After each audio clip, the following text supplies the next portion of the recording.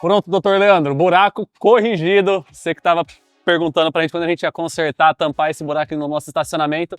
Prontinho, resolvido, cerâmica colocada. Como transformar uma casa de 1970 numa clínica de alto padrão aqui no Nova Campinas.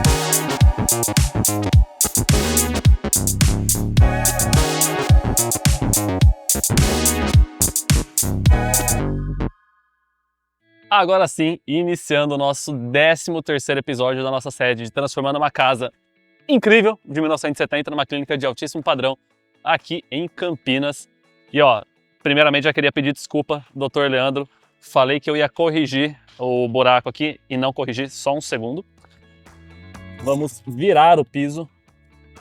Pronto, agora sim, muito melhor. Buraco 100% tampado. Brincadeiras à parte, pessoal, vamos aproveitar aqui. Já mostrei lá num dos primeiros vídeos, logo depois que aconteceu o buraco aqui, que até tiramos alguns blocos ali e mostrei para vocês. Se vocês ainda não viram, volta lá depois, assim que terminar de assistir esse episódio, volta nos anteriores para vocês verem que a gente tem entulho aqui embaixo. Exatamente, quem também acompanhou a demolição daqueles dois ambientes ali de cima também viu que lá em cima a gente tinha entulho como enchimento de laje. E aqui a gente tem o motivo teórico, prático e o porquê do não se deve utilizar entulho para fazer aterros e enchimentos. E esse daqui acaba aqui para trazer agilidade e também até segurança para a obra, a gente optou por utilizar o que vai ser no futuro todo o estacionamento da clínica, que a gente tem vaga para mais de, se não me engano, dá quase 10 ou 15 carros, né, colocados em 45 graus. O que vai ser esse estacionamento hoje é o pátio de manobra de caminhões, caminhão de entulho, caminhões de material que vem descarregar, os blocos, pisos, caminhão de brita, caminhão de areia. Então tudo que vem chegando de material, os caminhões entram aqui e manobram. E só depois que o primeiro dos caminhões pesados entrou, que nós descobrimos que aqui o pessoal utilizou de um aterro, de um enchimento de entulho para fazer o nivelamento e depois colocar o intertravado por cima. E, bom, o que a gente não imaginava é que iria ocorrer tantos desníveis assim, né? Como dá para ver, aqui principalmente afundou bastante, é um dos lugares que mais tem entulho, tem caco de cerâmica, de porcelanato ali. Então, a gente veio descobrindo isso. E o porquê? Pô, Matheus, mas ficou buraco, você ainda não saiu correndo para corrigir? O porquê disso? Até por questões de vai ter bastante tráfego ainda de veículos aqui, tem muito material para chegar, tem muita alteração para ser feita. Exatamente aqui também, provavelmente vai ter feito uma fundação para um pórtico que a gente vai ter para parar a ambulância embaixo. Então, o nível de alteração de uso aqui do ambiente externo ainda vai ser grande para o que dá para a gente esperar um pouco para estar fazendo lá na frente. Mas qual que vai ser o procedimento aqui? Vai ser a partir de um ponto, provavelmente dali para trás, vai ter que ser retirado 100% do intertravado, refazer toda essa base dele aqui, refazendo essa base, compactando, fazendo tudo direitinho, volta com o intertravado, coloca ele e aí sim finalizou. Porém, a gente até consegue reparar mais nesses cantos aqui, que o pessoal que executou fez uma coisa que a gente não gosta muito de trabalhar, que é o rejuntamento com areia e cimento, né? Fazendo uma argamassa para rejuntar o intertravado. Não é o modelo mais ideal possível para estar fazendo o rejuntamento. O intertravado certo é a gente usar só o pó de brita, pozinho de pedra mesmo, que ele mesmo com o tempo acaba adensando e virando e dá um acabamento melhor também. Então tem essa questão aqui que sim, vai chegar o momento da gente refazer e trabalhar, mas aqui mesmo nessa área a gente ainda vai ter intervenções como, por exemplo, a gente precisa aumentar um pouco a área permeável do lote todo aqui. A gente ainda tem vários jardins, então talvez com a área de jardim a gente já consiga, mas se não conseguir com a área de jardim, a gente consegue fazer isso com a área de intertravado, esse mesmo material, só que ele autodrenante. Não é exatamente esse, né? Porque aí ele tem que ser poroso para quando chover a água conseguir drenar, e daí o preparo da base também é um pouco diferente. Mas basicamente, se a gente fizer isso, a gente vai ganhar uma baita de uma área permeável, evitando, claro, que quando chova muito, a água, em vez de cair aqui e ir toda para a rua, ela mesma vai, como o próprio nome diz, né? Ela vai drenando pelo solo. Então, é uma das soluções que a gente está está estudando de fazer. Então, calma, doutor Leandro, aqui ainda vai sim ser corrigido, a gente vai recuperar, mas não vamos escapar também de fazer uma intervenção um pouco maior. Até porque tenho certeza que vocês podem ter imaginado: pô, Matheus, mas isso só aconteceu porque você colocou um caminhão aí em cima. O caminhão é muito mais pesado que um carro. Sim, vocês estão certos, porém, só com o tráfego de veículos pesados, carros convencionais, mas que hoje em dia a gente tem carros muito pesados, né? A gente pega carros grandes, SUVs, facilmente eles passam das 2 toneladas. Então imagina, esse estacionamento cheio de veículos, e veículos parados, estacionados o dia inteiro aqui, alto tráfego, clínica funcionando. Então esse adensamento aqui que a gente acelerou ele bastante. Tanto por causa da chuva, né? Já choveu bastante esse início de ano, quanto por causa do tráfego de caminhões pesados, ele é algo que ia acontecer de forma lenta. A gente só acabou acelerando esse processo e, de certa forma, foi melhor a gente acelerar isso acontecer agora em fase de obra do que, imagina, a clínica está aberta, funcionando e o solo começar a ceder. Então, o retrabalho depois de ter que parar esse estacionamento uns 4, 5 dias aí pelo menos para entrar, tirar e refazer de forma muito rápida, ia ser muito mais complexo e difícil do que hoje que a gente está em obra. Então, até brinquei com o pessoal, falei, dos males o menor. Se aconteceu agora, é melhor que acontecesse agora mesmo do que acontecer lá no futuro.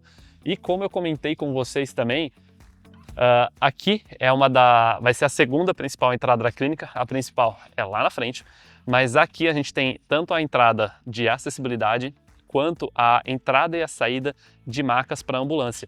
Bem aqui onde eu estou e onde tem o maior buraco, vai ser construído um pórtico de aproximadamente 20 metros quadrados exatamente. Ele é bem grande, são 4 metros de largura aqui por 5 metros de comprimento, então uma estrutura bem grande para atender as normas e regulamentações que a gente tem.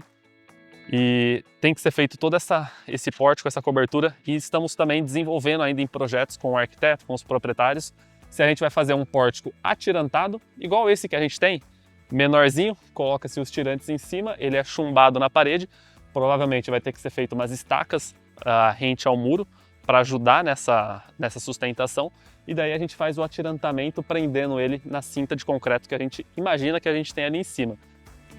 Ou, se não, se a gente vai fazer uma estrutura em pórtico e vai colocar uma paredinha de pilar, uma parede aqui metálica ou algum pilar no cantinho, enfim. Estamos entendendo os detalhes, entendendo o preço e o custo também de tudo isso para chegar na melhor solução técnica e arquitetônica também possível.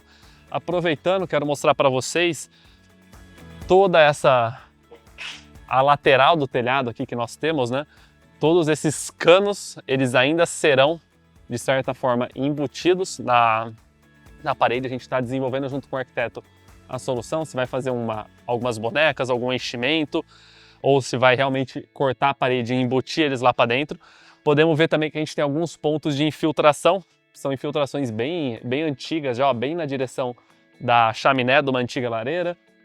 Lá do lado daquela tubulação também, então tudo isso daqui, junto com a revisão do telhado, a gente vai ter que fazer, entender, vai ter todo um trabalho de pintura, tem toda uma parte arquitetônica também que a gente vai estar alterando, de certa forma, essa fachada, né? O layout de como que tá o pergoladozinho ali.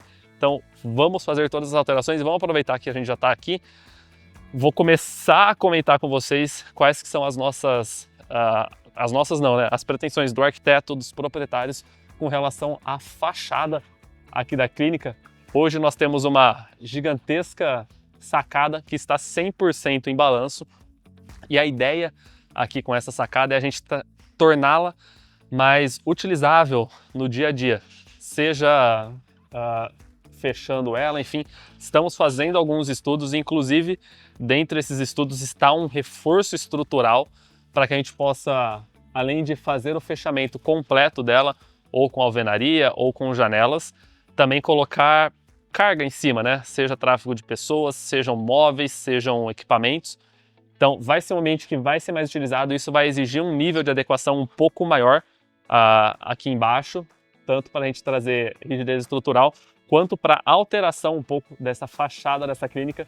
A ideia que o arquiteto Matheus estava comentando comigo era a gente trazer um pouco mais para frente a entrada da clínica. Antes a gente tinha na primeira versão do projeto como se fosse uma caixa de vidro. Agora ele já está pensando em algo mais voltado para o neoclássico, que é esse estilo arquitetônico predominante dessa casa aqui, e tirar um pouco esse moderno, que seria trazer um caixilho grande de vidro, e trabalhar com paredes, janelas circulares, um design bem bonito. Eu já comecei a ver uma prévia para a gente começar a montar alguma coisa de orçamento. Então vai ter uma alteração grande dessa fachada e principalmente também o que está em estudo é a alteração desse triângulo que nós temos aqui. Para quem já viu também, a gente já subiu lá em cima, a gente mostrou para vocês como que é 100% acessível pelo telhado, é muito legal inclusive lá. Mas fazer uma leve alteração, claro, seria possível. Em uma das ideias era tornar tudo isso daqui um grande quadrado, tirar esse formato triangular. Só que da hora que a gente foi começar a ver o custo-benefício de tempo para fazer, custo para fazer, a dificuldade técnica, né? Porque aqui a gente tem um barranco enorme, já não daria para a gente montar andaime, teria que fazer locação de plataforma, pessoal com treinamento, com todas as NRs, tudo certinho. É um trabalho que envolveria um custo muito maior e um tempo grande também para estar fazendo. Então foi optado por uma solução mais simples, que vai trazer mais facilidade também e vai deixar a clínica tão bonita quanto já é, com essa incrível fachada. Vamos dar aquele tour rápido agora aqui na obra, vamos ver como que estão as coisas, o que está rendendo. Essa semana aqui o pessoal tem trabalhado bastante a questão de passagem de conduítes. Então, estamos focando primeiro na passagem de conduítes de elétrica. Ainda não começamos a fazer a passagem de infra de água fria, nem de esgoto. A equipe que foi trazida primeiro é a equipe para elétrica. Então, estamos focando nisso e provavelmente já na próxima semana vamos começar já a passar realmente, colocar os registros, colocar os tubos, porque os rasgos da maioria dos locais já foram feitos, ó, toda a parte da recepção já está pronta, depois só falta a gente rasgar o piso e colocar os pontos ali no chão. Vamos ver aqui, ó. Inclusive, já quero mostrar para vocês, vamos aproveitar que o ambiente aqui está tranquilo, qual que é a diferença de um conduíte azul para um conduíte amarelo e ainda por um conduíte laranja. O que muda, para que serve cada um deles, o que vai ser passado, é frescura, não é? E o que eu vou falar para vocês, e é uma coisa que nós adotamos na construtora aqui por padrão e traz facilidade do processo depois, que é conduítes azuis. A gente vai estar utilizando para passar a parte de cabo de rede, cabo HDMI, mas a parte de infraestrutura. Conduítes amarelos ou laranja, tomadas, interruptores, enfim, a parte de cabos de energia, cabos de cobre mesmo, que vão conduzir corrente, são passados por ele. E tem a diferença, né, do cabo. O conduíte amarelo, o conduíte laranja, normalmente o que muda é a resistência. O conduíte laranja,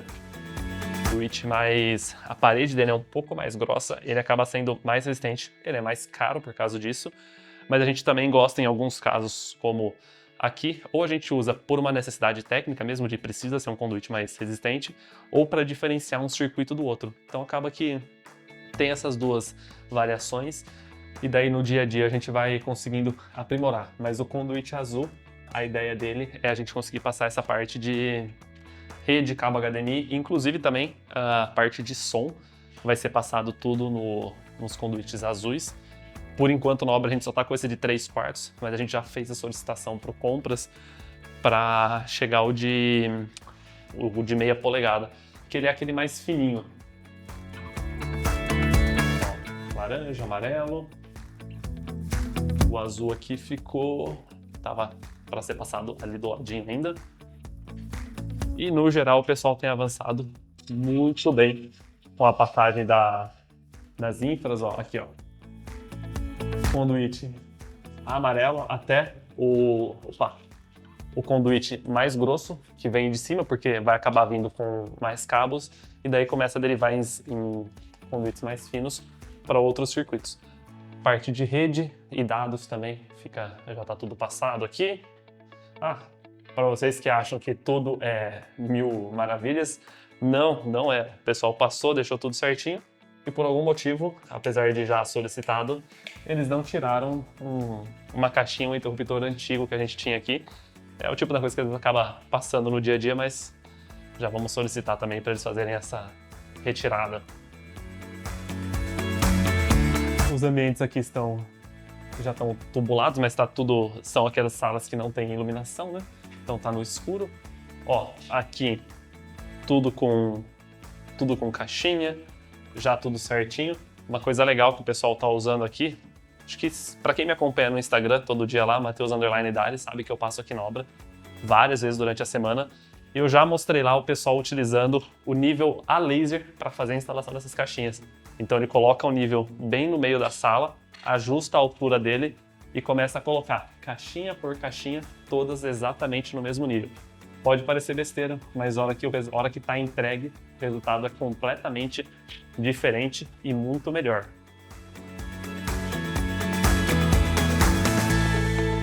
E agora, por se tratar de um momento onde o pessoal tem que fazer corte, quebrar, passar caixinha, chumbar a caixinha, pode dar a impressão que a obra não está rendendo tanto, que as coisas...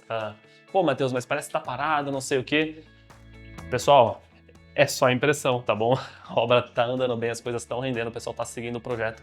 Agora realmente é um trabalho um pouco mais técnico de vir, né? Como vocês viram, eles têm que vir. Vem primeiro com a lixadeira, faz o raso. Aqui, ó. Aqui dá pra ver certinho. Primeiro a gente vem com a lixadeira, disco de corte de concreto, corta o concreto, depois vem com a talhadeira, tira essa massa, coloca o conduíte, coloca a caixinha, chumba tudo com massa, colocou massa, depois tem que vir, tem que desempenar. Então é um processo bem trabalhoso, tem que estar tudo no nível certinho, então tem-se um critério por trás disso. Tudo isso acaba levando um pouquinho mais de tempo, por isso a sensação de que, pô, Matheus, não tá andando e não sei o que.